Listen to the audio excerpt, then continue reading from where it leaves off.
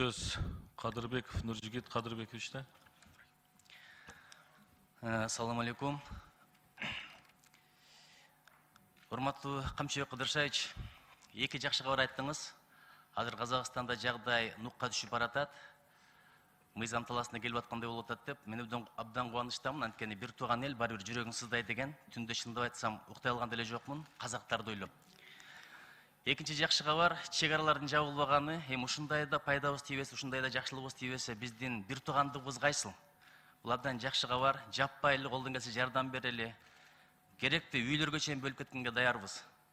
Бул өтө маанилүү маселе.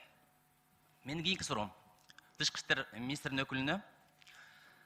Вы же делаете, отслеживая ситуацию в данное время, да? Делаете справку. Как охарактеризуется ситуация в целом? Как теракт, как агрессия, либо как внутриполитическая ситуация?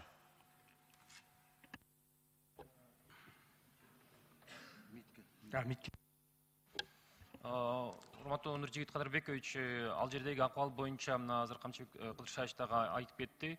Улам барган сайын улам жаңы маалыматтар келип түшүп атат. Жана чек аралардагы өткөрүү пункттарынын жабылышы боюнча, кызыл жана зоналарды киргизүү боюнча, анан кийин казак тарабынан дагы бизге маалыматтар берилип атат. Ал жердеги абал боюнча толук бизге келип түшкөн маалыматтарыбыз бар. Ошондуктан биз дагы ушул Казакстан Республикасындагы биздин жарандарыбызга да кайрылып айтып кеттик. Алар дагы өздөрүнүн коопсуздугун карап, баягы жашаган жеринен чыкпай, массалык түрдө чогулган элдер чогулган жерге катышпай, өздөрүнүн коопсуздугун сактап, үйдө болуп турууну жана сөзсүз түрдө биздин Казакстандагы элчилигибиз менен, Алматыдагы ген консулдук менен байланышта болууну биз аларга өз тарабынан рекомендацияны бердик. Суроону да кайталап коеюнчу. Сиздер муну агрессия катары сүрөттөп атасыздарбы, же ички саясий жагдай катары сүрөттөп атасыздарбы, же бир террордук акт катары сүрөттөп атасыздарбы? Биз бул жерде урматтуу Нұржігіт Қадырбекович, дагы бир жолу айтайын, биз башка мамлекеттин ишине кийлигишип, алардын ичиндеги болуп аткан окуяларды чечим кабыл алуу менен же мындай сүйлөө иретинде эмне болуп жатканын айтууга укугубуз жок. Рахмат. Бир гана маселе. Бизге ошо кайрылган ОДКБнын эл аралык байланыштар негизинде кайрылганында айтып атышат. Бизде терроризм болуп атат депчи. Ушуну гана биз айтып атабыз. Ал эми анын ичинде эмне болуп атат? Мамлекеттин ичинде эмне болот? Биз ал жака кийлигишпейбиз, кийлигише да албайбыз. Чоң рахмат. Анткени бул жерде казак бийлигинин бир позициясы бар. Казак элинин бир позициясы бар, оппозициясынын бир позициясы бар. Анан кийин дүйнөлүк коомчулук бир өлкөлөр мындай деп ойлоп атат, экинчи өлкөлөр башка деп ойлоп атат. Ошон үчүн муну бир тактап алыш өтө маанилүү. Кийинки суроо юстиция министрине.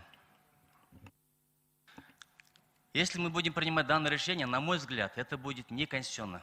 Знаете почему? Потому что только что Камчыбек Кыдыршевич, он привел цитат из Конституции. Это статья 11, пункт 2. Вот в следующем пункте прописано черно по белому. Использование вооруженных сил Кыргызской Республики для решения внутригосударственных политических задач запрещается. Эгер де биз азыр кандайдыр бир чечим кабыл алып турган болсок, бул конституцияга ылайык келбейт. Мен түшүнөм, ОДКБнын алкагында биздин милдеттенмелерибиз бар. Бирок биздин башкы мыйзамыбызчы.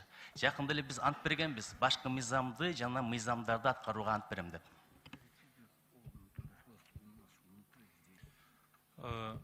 Вопрос касается, наверное,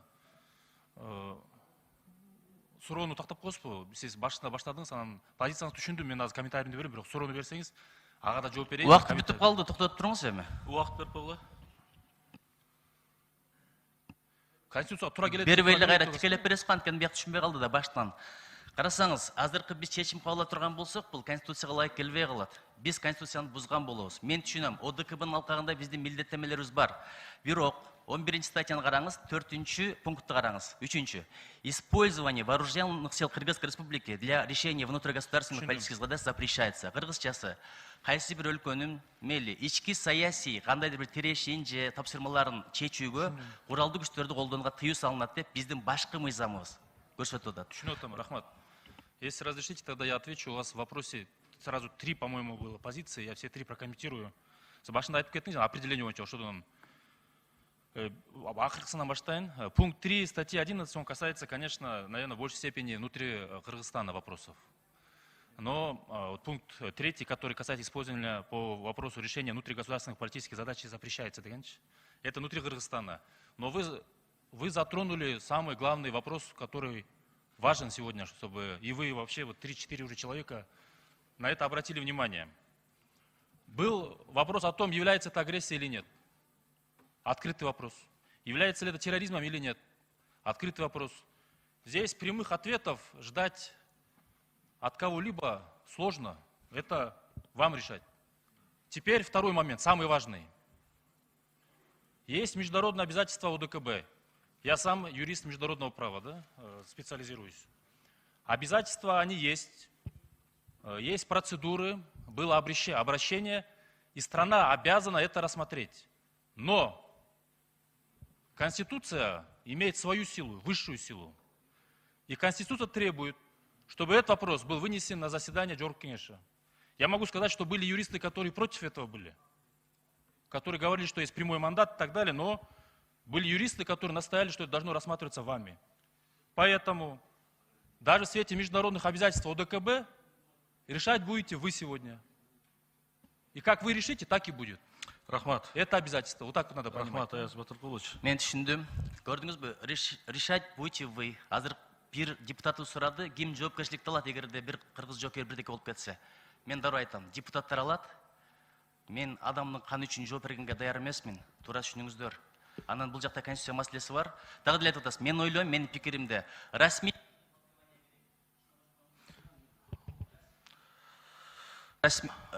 түрдө толкование керек. Балким бул маселени биз конституциялык сотко дагы беришибиз керек. Бизге түшүндүрүп берсин ушул статьяны. Сиздин пикириңиз бул субъективдүү пикир. Чоң рахмат. Рахмат. Эртең Нуржигит Кадырбеков жооп бербейт. Ал отурат ошо бир креслосунда. Мен адамдардын канынан корком деп коет. Ошондуктан, урматтуу туугандар, урматтуу депутаттар, мен сиздерди дагы бир жолу чакырып кетемин.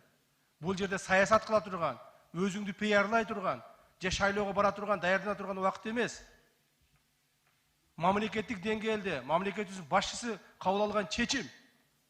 Мамлекетибиздин башчысы Садыр Кожоев чечимди кабыл алды. Тигил башка мамлекеттердин башчылары менен чогуу түнкү саат 2-де чечим кабыл алынды. Так, анан кийин эгерде добуш бере албасаң, башка болсо, пиарланбай, канды башканын оозуңа алып сүйлөнбөстөн, жакшынакай кылып туруп, унчукпай олтуруп бергиле. Себеби эртең азыр мына мен тревожить этип аткан себеби азыр 7 посттун 4-өө жабылды. Эртең барып туруп 7 посттун баары жабылгандан кийин унду желкесине ким? Кадырбек ташып келип береби? Ким ташып келип берет? Элибизди ким багат? Элибиздин, коомубуздун ичини, тынччылыгын ким сактайт? Ошондуктан, урматтуу Нуржигит Кадырбекович, сизди мен иним катары как сыйлайм, бирок оозуңузга баягы жаман сөздөрдү албастан чечим кабыл алып берүүгө, тезирээк кабыл алып берүүгө, урматтуу депутаттар, суранабыз. Чоң рахмат. Камчы Кыдыршевич, абдан маанилүү маалымат бердиңиз, азыр чегалар жаап атат депчи. Казакстан биз үчүн мындан да кыйын учурларда чегараларын жапкан, эми өткөнгө кайрылбайлы дедим эле.